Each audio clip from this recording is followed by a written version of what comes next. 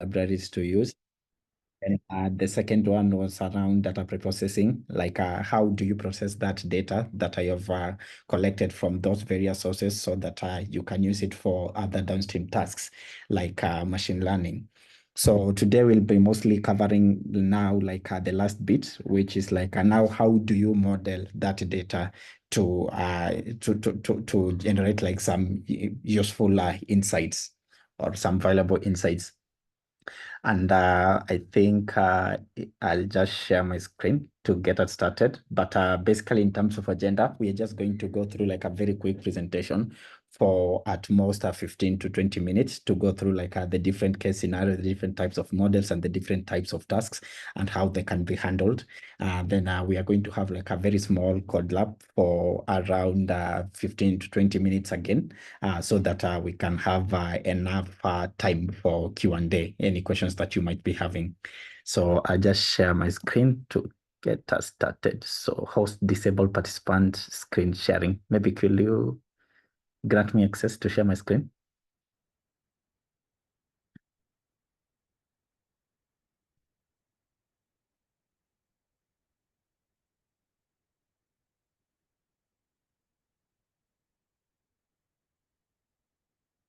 Okay, perfect. Thanks.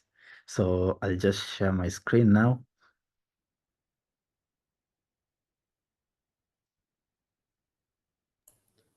Are you able to share it now?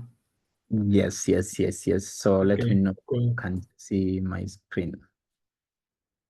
I can see your screen.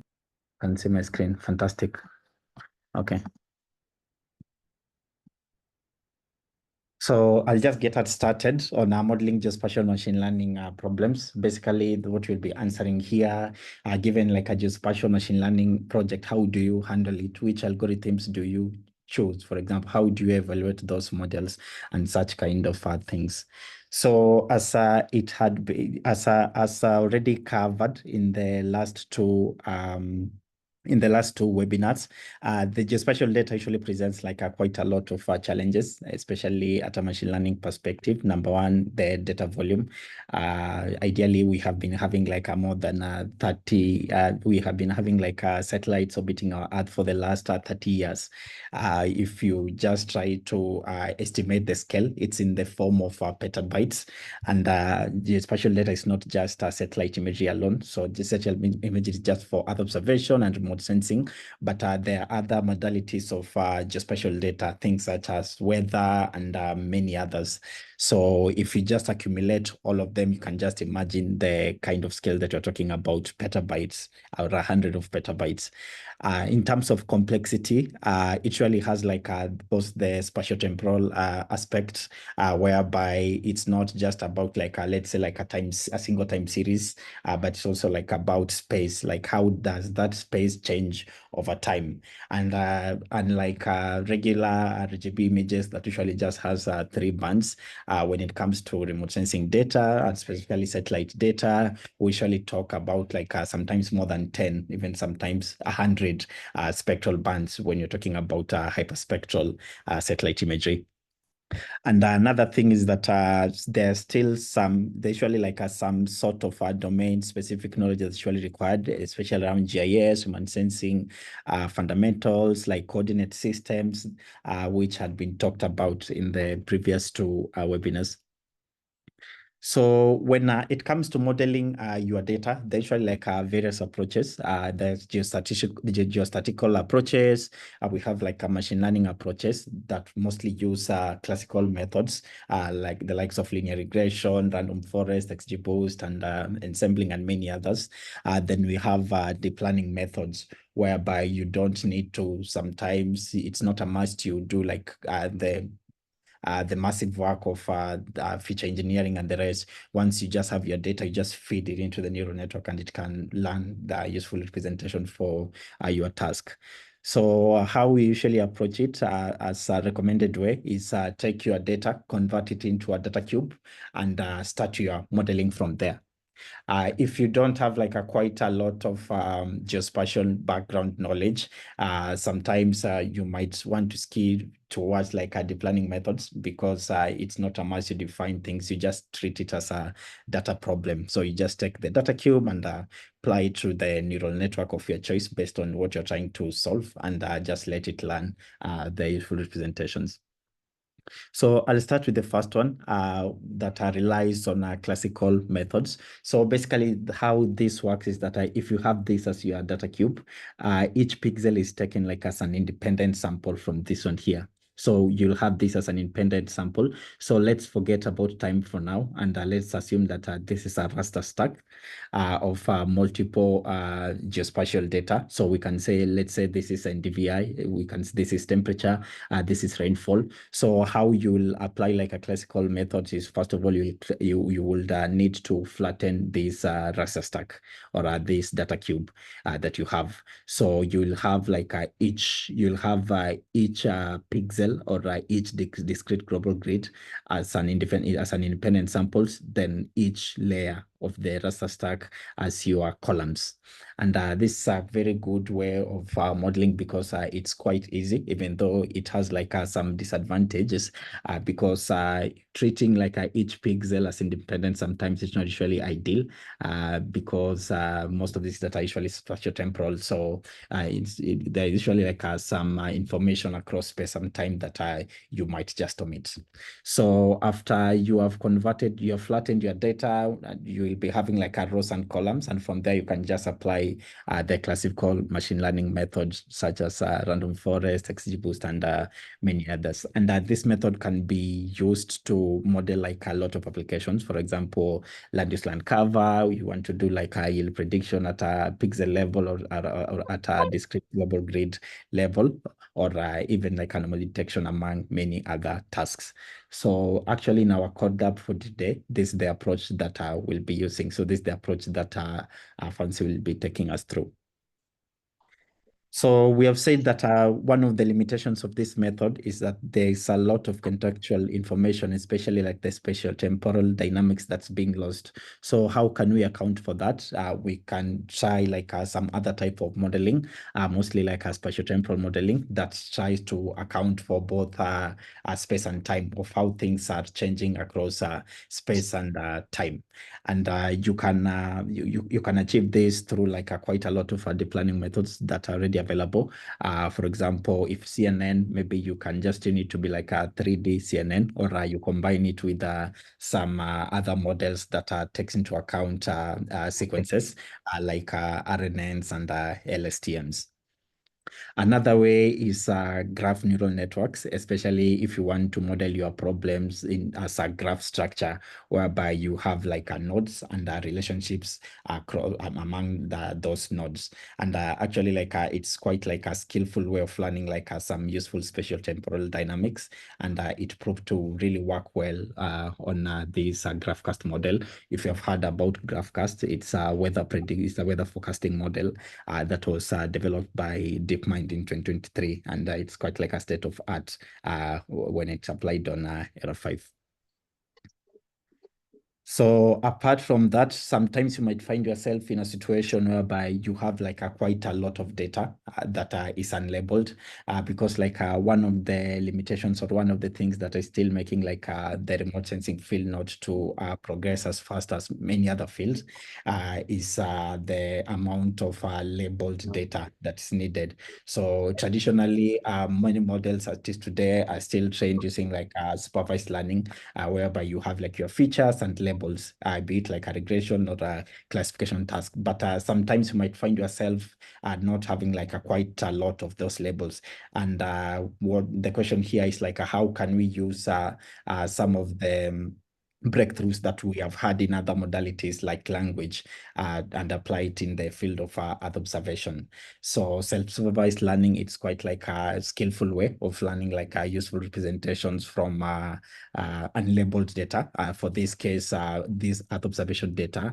And if you look at the current state of large language models, they usually say like we are running out of training tokens, but earth observation is one of the fields that petabytes or I think in language models, usually measure it in form of trillions. I think like if you could just take like a tokens, but for Earth observation, I think it will be in the scale of thousands of trillions or even millions of trillions. There's quite a lot of abundant data without labels that can be modeled in a self-supervised manner. So there's quite a very big pop-up of geospatial foundation models recently, whereby you can have like models that have been specifically have been trained as self-supervised manner and supervised manner on some things such as radar or just optical. But of late, again, we are starting to have like quite a lot of multimodal approaches, whereby we are combining like let's say optical data, SAR data, weather data, among other modalities to learn like useful representation for multiple downstream tasks. And why is this useful? It's useful because like you only have one objective, to learn useful representation. Then from there, you can fine tune those representation or those embeddings to your downstream task. And in this case, you won't be having limitation. So traditionally, for you to build like a model, you had to build like one different model for each task. For example, if you're doing land cover classification, you needed to build like a land use classification model.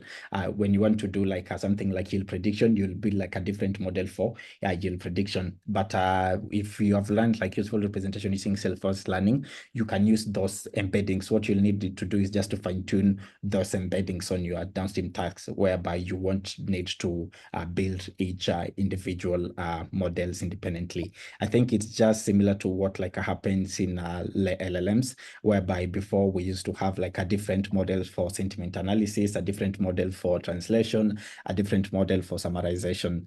But today we have like a one model that can do that, all of those things. So a kind of similar transformation is also happening in the field of Earth observation through like the Earth Foundation models. And these models are quite many.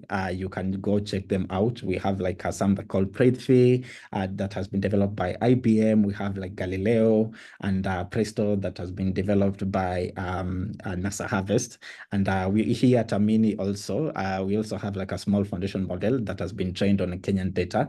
And if you want to learn more about it, we'll drop like a blog post on the chat. Maybe Jacqueline can drop a blog post on the chat on where you can find it and try it out. So sometimes you are given like a problem to whereby like you have like a very coarse data and you need to transform it into like more finer details. And this is a problem that it's quite prevalent in the remote sensing field or in the Earth observation field, or generally like when it comes to climate data. And a good example is let's say something like I think in the first session you were taken through like the different types of sensors. And if I can just take examples of some of the most non-optical sensors, something we have like a Landsat, which usually at 30 meters resolution, Sentinel-2 at 10-meter resolution, and we have like a satellites like a Planet, we usually have like which will produce this image at about like a 0.3 meters or 50 centimeters resolution. So the question usually like if you're given like a coarse image and you want to translate it into like a more finer image, like what techniques can you apply? So there's quite like a lot of breakthrough in that field, whereby like techniques such as diffusion models or generative adversarial networks are being used to do super resolution and downscaling. And downscaling is particularly very useful, especially when it comes to weather, whereby a lot of weather models today usually predict at a very coarse resolution. For example, this one here, the GraphCast was predicting at a 0.25 degrees, which is quite coarse. And even some of their most advanced weather models that today we can say they are very detailed, usually predict at around 250 meters resolution, which is quite good, but not that good. Sometimes you might want finer details, let's say something up to 50 meters or 10 meters. And how can you achieve that? You can achieve it like through these techniques. Maybe you can just apply the diffusion model to it or a GAN to it to make it like more finer. So again, like the field is abundant with quite a lot of data from multiple modalities. So for example, I've just talked about optical and radar. We have weather, we have LiDAR, and many others. And each of them usually have their own weaknesses. For example, optical, even though good, it might not be able to penetrate the cloud, and it can't also like be able to capture things during the night. But when you go to radar, something like Sentinel-1, it can penetrate the cloud and see or capture images during the night. So how can you complement those two sensors? How can you also now even add like others, for example, things such as LiDAR? When you want to model things such as canopy, height, and the rest. So there's some opportunity in data fusion or multimodal approaches that you can integrate. And there are quite many. So the most common ones are usually like number one at the feature level or at the data level. For example, this approach here, I'm not quite sure whether I'll call that multimodal, but by the fact that you have like a raster stack with multiple or different layers of different modalities, and treat them each independent, by default you'll have been able to integrate all those modalities into one model to learn like unified representations. But there are other methods that are currently being used, especially in the field of generative AI. For example, you might want to build different encoders for the different sensors, the different modalities, then concatenate the embeddings at the end of the day. But yeah, it's quite like also like a skillful method of learning like a useful presentation from different modalities or different sensors. So beyond just building models, evaluation and explainability is usually like very, very important. So unlike many other machine learning models that maybe you might have already been have accustomed to, whereby you just maybe split into train, test, or you do like your cross validation and evaluate and realize and get like a model that's 90% or 70%. When it comes to geospatial machine learning or geospatial data science, there's usually like a lot of post-processing steps that are usually involved. And the most common one, usually one that's called uncertainty quantification, whereby you want to account for uncertainties that might occur. So most of the models today in other modalities are usually like deterministic, whereby they usually just give you one shot. For example, a model might predict for you, if I can give like an example of weather, it can predict for you, let's say the rainfall of this particular place, it's going to be something like 50 millimeters. But sometimes that might not be useful because like a lot of things might happen. And if you just make decision based on that 50 millimeters, a lot of things might happen that might impact that decision. So they usually like, we usually encourage like people who are building these models to account for uncertainties that might happen, so that instead of being deterministic, you try to be a little bit of probabilistic where you give like some ranges whereby you say, instead of just saying like the weather of this place is going to be 50 millimeters at this particular time, instead you might say like we am 80% certain or I'm 70% certain that the weather of this particular place is going to be between something like 35 millimeters to 60 millimeters. So by that, even the decision makers, when they're making the decision, they can account for all the things that might happen if at least they have like the upper bound and the lower bound, rather than just having like a mean of what might happen. So there's quite a lot of techniques that can be applied for uncertainty quantification. One of them, of course, is like using like probabilistic models. You can also approach it as an ensembles problem rather than just predicting one thing. You predict like many things that might occur at a particular point. And in terms of visualization, if you can see the image on the right of my slide here, there are very many methods of also like visualizing those uncertainties. You can visualize them in form of probabilities, confidence intervals, whereby you are giving like ranges or even like calibration plots. So for example, here, this is a canopy height model that shows like the height of canopies across the Central Africa, around Congo, Cameroon, thereabouts. And you can see the scale is 0 to 40. But apart from that, if I can just minimize this, sorry. Okay, then I go back. Oof. Sorry.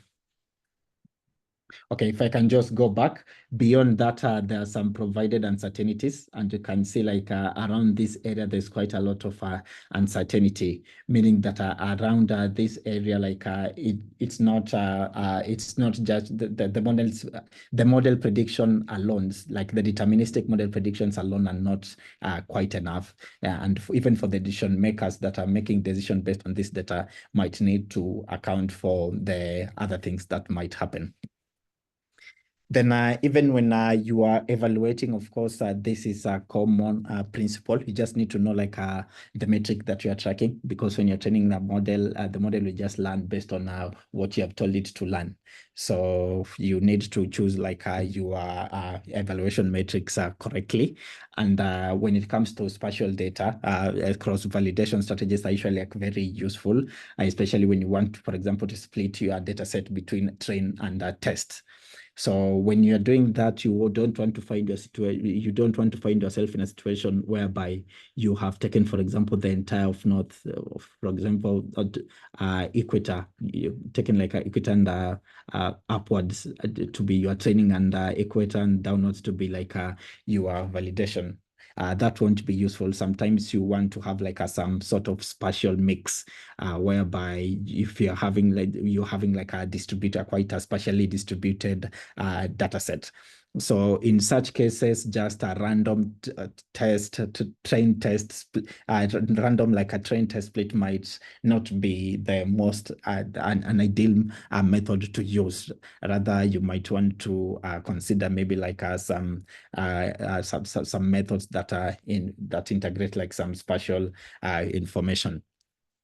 And it's not only like a spatial information, spatial validation or a spatial split that's important. Also, time-based splits are very useful. For example, if you're building like a maze yield prediction model for, let's say, somewhere like, let me use Kenya, because I'm in Kenya. So if you look at Kenya, different areas usually have like a different seasons. So you might find like the northern Kenya part, like usually have like a lag of, let's say, 1 month or 2 months to start their season. And the southern part of Kenya maybe have like ahead in that 1 month or 2 months. So when you're building your model, you don't want to use like just a model, say from January to July, but you want to account someone. Okay. So when you're building your model, you don't just want to, for example, to use data from, let's say, January to July. You want to account for all the seasons that might occur to cover for all the months.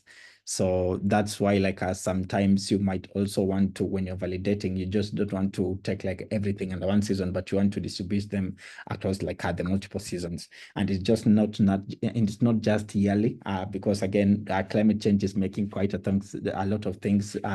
Things are changing like quite a lot. So sometimes there are multi-year seasons whereby you can't just build like a model for predicting maize yield, for example, using the data for, let's say, 2020, last year, 2024, and assume that that model is going to work for, let's say, 2022.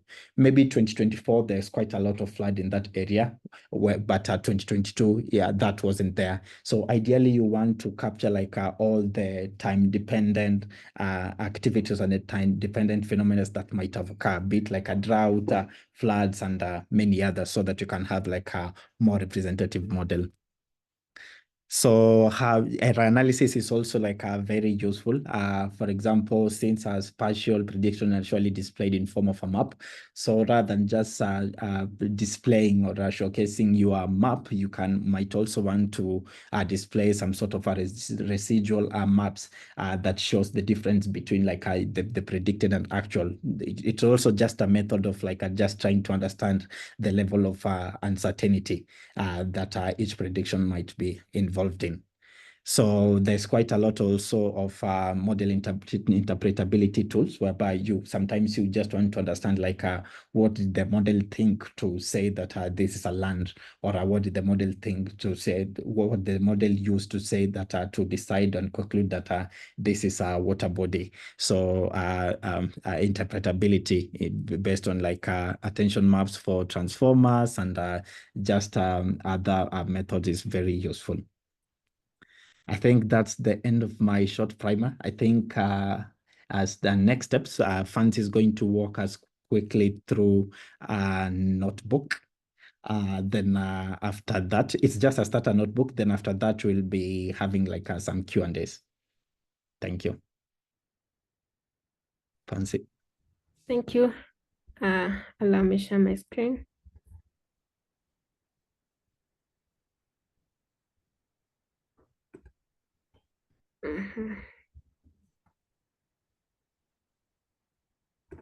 I think I'm not able to share. Maybe you can help me with that.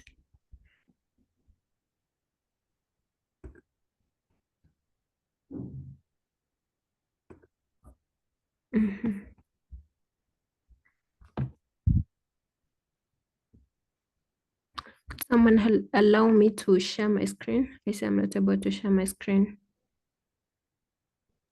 Okay, let me see if I can. Okay.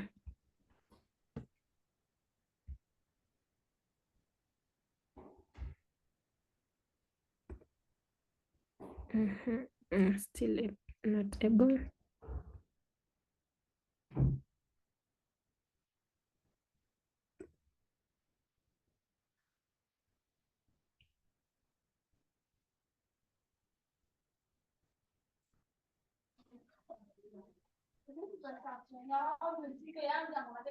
You able to share now, Nancy? Let me try again.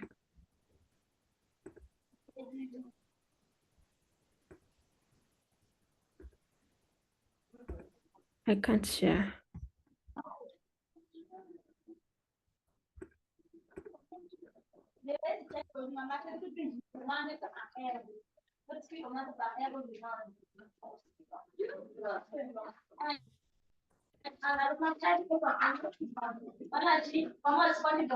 Can you please try again?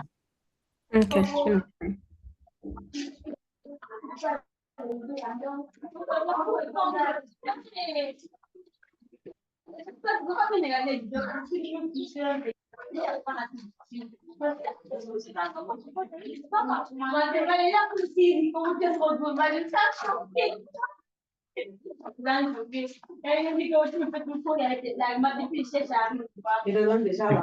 Maybe if you're not able to share your screen, Fancy, maybe Jackie can try sharing hers.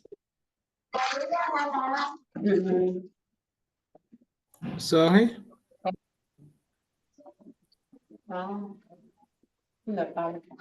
Maintenant, je suis de nous. Voilà. Tu dis? Tu m'envoyais pourquoi? Je t'appelais pourquoi? Tu parles pas de I think there's some background noise from someone. Maybe if you could help, the host can help like mute that person.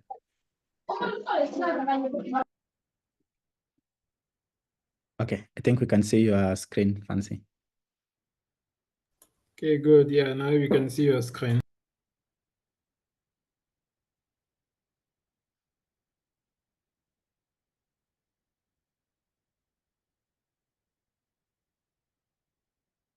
Cool.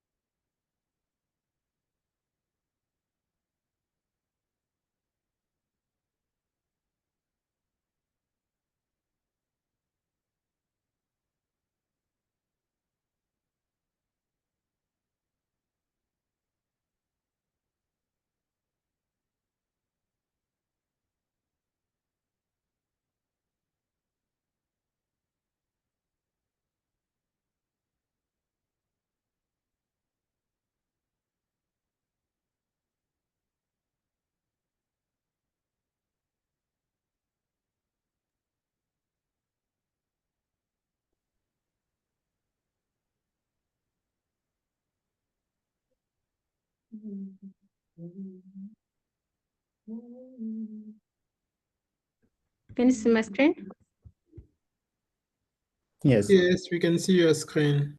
One thing I did think we say, for YouTube, they know they count your own views. Oh.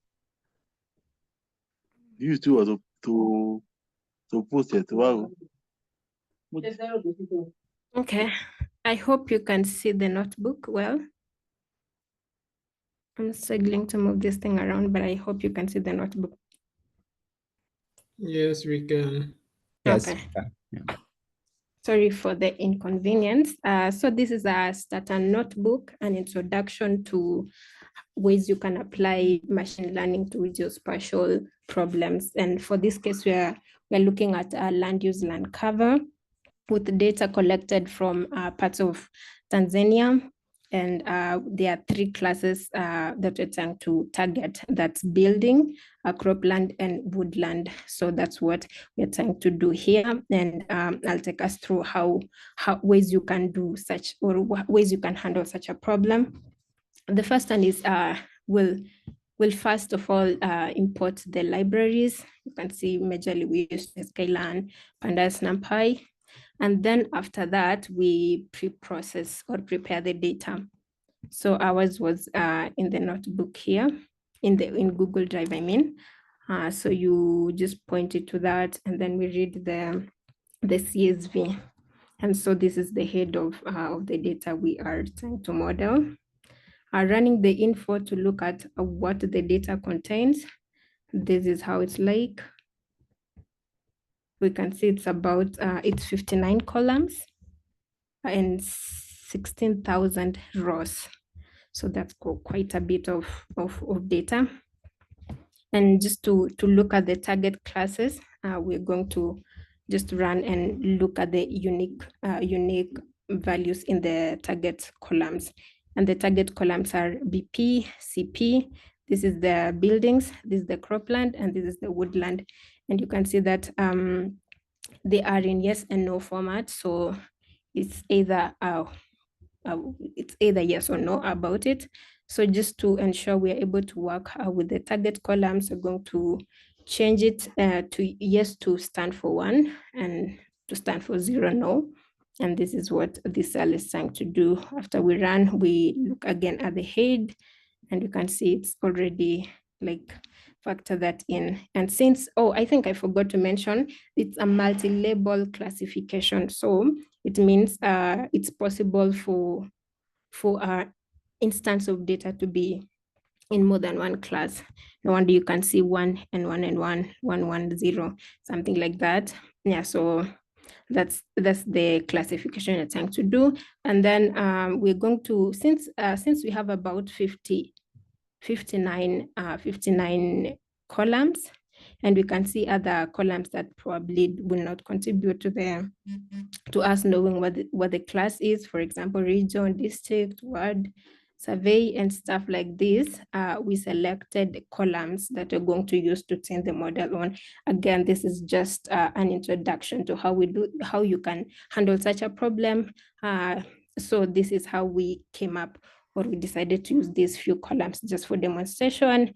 And so we chose, it's about 10 columns, I mean, and then we use that as our X, and then our Y, we have the target classes, the 3, the building, the cropland, and the woodland.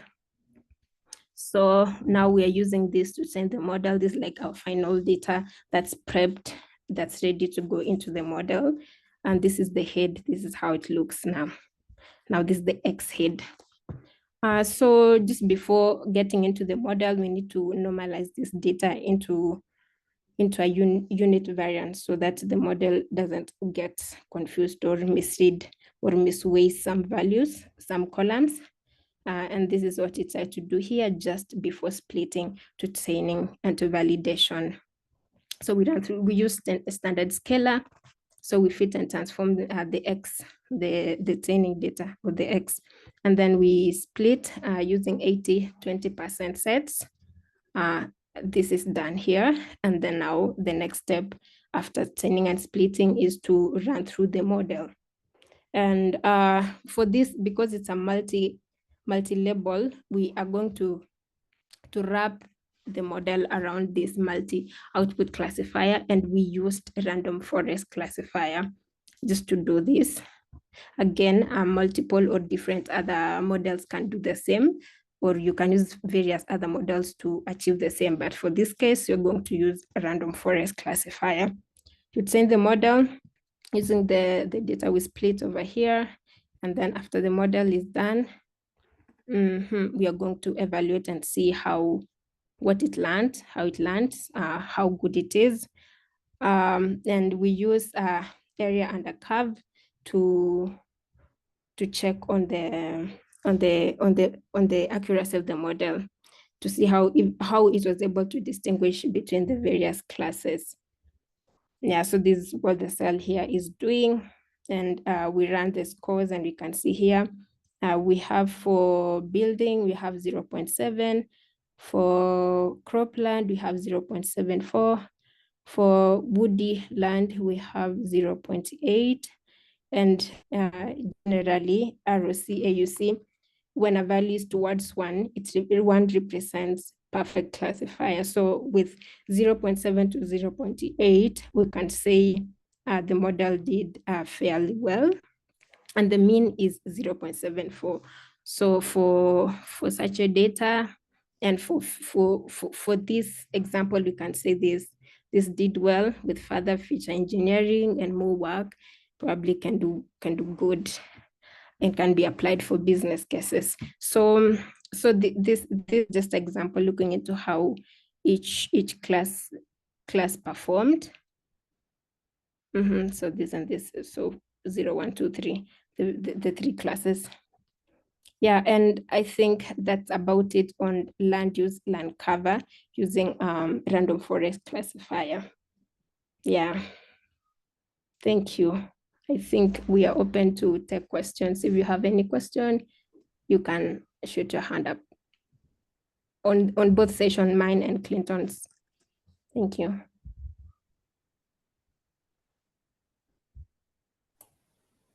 Hi, Fancy. There's a question from Paul in the chat. He's asking if you could explain a little bit about the feature that you use. Yeah, maybe I can take that. Yeah, Okay. so the features that were used were from a REST attack for up to like 56 layers. So it's quite like a very big data set. So from the first session that we had, I think we only showed you like how to retrieve like a Sentinel-2 data. But there usually like many other data sets beyond Sentinel-2.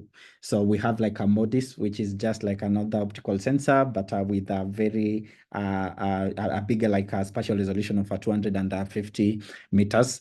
We have like some weather data. We have like a data from soil maps. We have like a weather aggregates. For example, the mean average temperature for the past 20 years and things of the sort. So it's up to around 55 columns or 55 data layers. So because this was just like a starter notebook, we didn't even do like some sort of like to try to determine like which features will contribute best to the model, because it was just to show like how you can model like such problems. But we can share the entire data set after this call, including the metadata, if you want to explore further.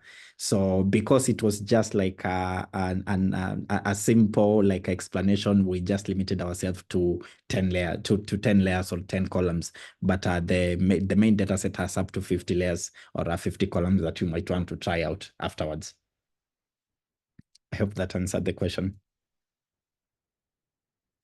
Okay, thank you. Yeah, and I'll just drop the data set on the I'll drop the data sets and some other useful information on the chat if you want to follow further. So if you want to follow further, please have a look at this notebook I've shared in the chat.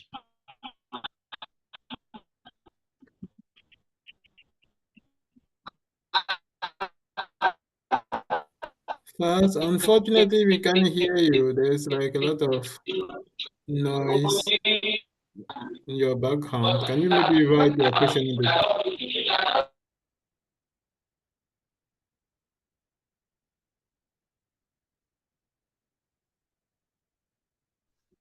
So, good evening. I wanted to ask Clinton when he made the first presentation on about using geospatial data, and he was highlighting about the issue of maize yield prediction.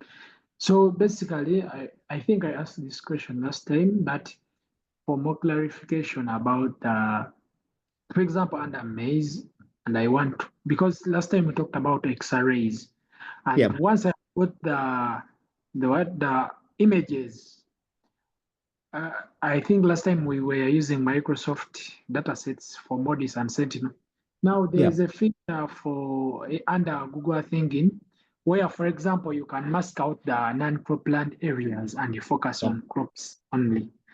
Yeah. So is that like after now when I bring it to this notebook, does it make that I don't need to make that cleaning again? And another thing is about the, for example, now you have been talking about Kenya, and here in Uganda, it is still the same issue. Yeah. We have an issue of intercropping, where crops are intercropped. Like you have maize, but inside there is also, for example, groundnuts, or maybe there are also some beans. And for example, I want to predict maize at that point. So now an issue comes, I'm going to use remotely sensed data. I'm going to pick the vegetation indices. So how sure am I that these indices are picking only the information of what? Of maize only in this interval? It's not possible. Maybe if the host can help mute index, that and I take person. only for that of maize.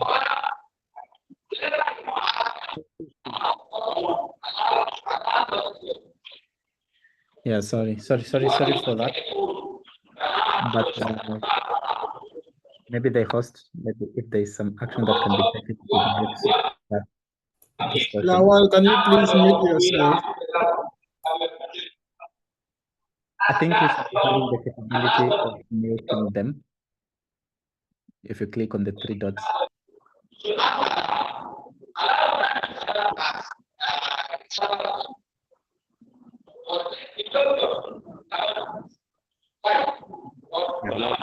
Yeah, but in the meantime, I think I can just proceed. I hope you'll see me.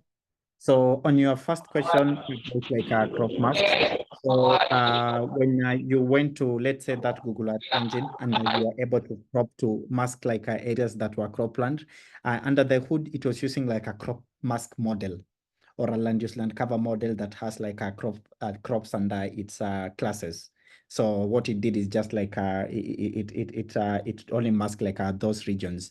So like what Fancy was demonstrating here is a method of which you can use to develop like your own crop mask. So there's quite a lot of available crop mask on, let's say, Google Earth Engine or the Microsoft Planetary Computer, among other platforms. But sometimes, of course, like not all these models are usually like very accurate. So sometimes you might need to build your own. So when you want to build your own, is when you can use like the pipeline that he was showing here. But there's quite a lot of other data land use land cover data sets that are already available on Google Earth Engine that you can use, such as Esri, Dynamic World, and many others. So on your second question around intercropping, honestly, it's like a very tough problems, especially in most like farming and agricultural system in Africa, which are usually like not monopolistic in nature. So for example, if you will go to somewhere in US or in Europe, agriculture there is like characterized with very large farms with monocrops, like a single crop. And actually, you'll find like there are some regions that have only been designated to plant like specific crops. So it's really easier to detect those areas. But most farming structures or most farming systems, say in Africa, are usually like a little bit complex and complicated. Number one is that they're usually like very, very small, to the tune of sometimes less than half an acre. And they practice like a lot of intercropping. Apart from intercropping, they do like agroforestry, whereby sometimes they might even plant like some crops beneath like some trees. And for some, you'll find even like farmlands in, you'll find like buildings or home settlements in people's farms. So that usually like complicate things quite a lot. There's some available literature outside there that have tried to tackle that problem, but I will say like it's not yet solved a problem. I think like one of them is like one of those approaches that have been tried is to use higher resolution imagery. So for example, if you look at the most free images that you can use, something like a Sentinel, for example, it's 10 meters resolution. So you can just imagine how many Sentinel pixel you'll need to cover like a smallholder farm that's 0.5 acres, and compare that to maybe like a satellite sensor with around 50 centimeters of spatial resolution, and you maybe see whether that 50 centimeters resolution can capture those different crop types. But basically, it's a very hard problem. It's not yet like a solved problem. There are like some available methods outside there that are mostly relying on trying to understand the different spectral signatures. Yep. I hope I answered your question. Yes, so I thank you so much. If I can add on one more question a little bit. So Okay. how can, okay, I don't know, like if you're in Kenya, like I don't know how rich you are with data, but here in Uganda, for example, when you're trying to predict and you have to add on more catastrophes, like for example, you talked of drought, you talked of floods. I don't know like how possible it's there, because now here in Uganda, you find that you want to solve a problem, but we have like scarcity of data there. So is there any way, like, because we want to build models up to at least real life scenarios where they can be applied in nature? Yeah. So how can we try to depict, for example, those natural phenomena in case, because I don't know how you have done it in Kenya, if possible, if you are still there. Yeah. So like there is quite a lot of data sets available outside there for these natural catastrophes, such as floods, droughts, not only detecting like what has happened historically, but also trying to forecast. If you attended like the last two sessions, Collins, who was like taking us through the sessions, is actually like building like a drought platform that I will share here on the chat. But those data sets are available even when you go to a place like Google Earth Engine and many other platforms. And things such as floods and the rest, if you just want to know like where floods happen, maybe what you can do is that you can just develop like some simple workflows that can detect floods, maybe using like a simple indices such as NDWI from Sentinel, or using like SAR data from Sentinel-1. So there's quite a lot of literature that can be used to try like infer such scenarios, such phenomena from historical data. And that's why, again, when you're modeling like a such scenario, you don't just want to use data for the current season, but you want to use like a historical data going up to beyond like 10 years, just to understand like the weather dynamics and how they've been progressing over that time. So for example, if you can just calculate something like a mean average, if you can just calculate something like average temperature for the last 10 years, it can be able and track it over time. I think it can also be able to give you like some indication of some of the instances where maybe something like drought might have happened, but there are more skillful ways of doing that. Thank you so much. Okay.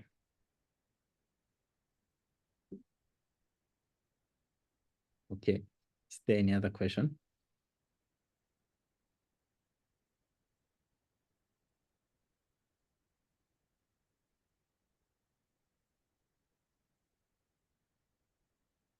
Can say like a lot. I think there are questions in the chat as to whether the notebook and the slide will be shared. Yes, those will be shared. Okay, cool. We'll share to Zindi, then Zindi will share out.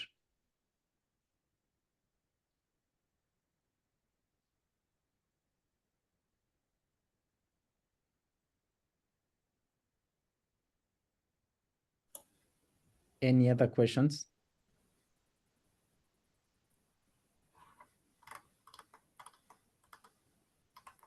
Well, if there is no other question, then we'll call it a day. Nobody.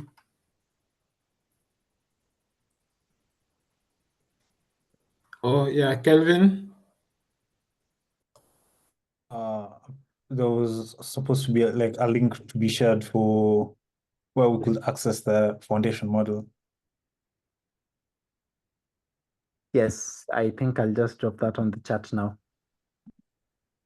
Okay. Also, like just like curious to like know like his like foundation model like as for my understanding, like the foundation model is like another bot or like another GPT.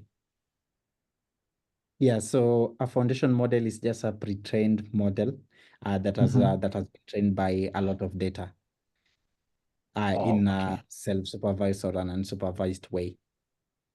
So in those cases, you don't actually involve labels. You just take like the labels and you use like a technique such as masking. You try to mask some or patch some. If it's an image, and you will use like a model like a vision, an architecture like a vision transformer, and create some patches on that image. Then I train the model to learn how to reconstruct those patches. And if it can reconstruct them well, it means that he has learned like some useful representations of that model. So it's just like a very big neural network that has been trained with a lot of data. Yeah, literally. Oh, okay. And like the data is it like sequential data like text, or like it's just like spatial data, or Yeah. So there are like a foundation models of different modalities. So for example, large language models, or when you use like the techniques called language modeling, that's usually like a foundation models for language. But there is also like a foundation models for let's say images, just normal RGB images. But there's also like models for remote sensing data or for satellite data, which is also like a different. But there's also like a foundation models for medical images and many other domains. So foundation model, basically how you can just think about it, is just like a very big network, but that has been trained by tons of data. And I'm not saying that you can't combine those different modalities. Of course, you can always make them into one, but to get like the optimum performance, you can always optimize on the data set that is useful in your downstream task.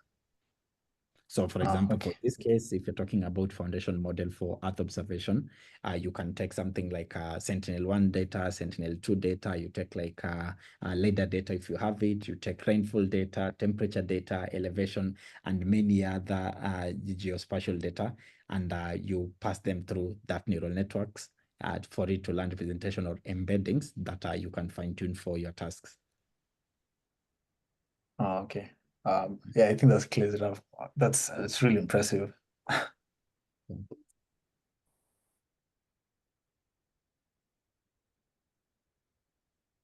Okay. I think if there's no any other question, I'll pass it over to Zindi.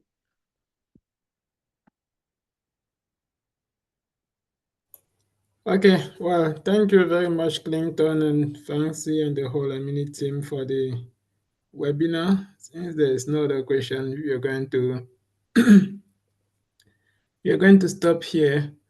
And obviously the slide and the code will be posted on Zindi, and you will be able to access them there.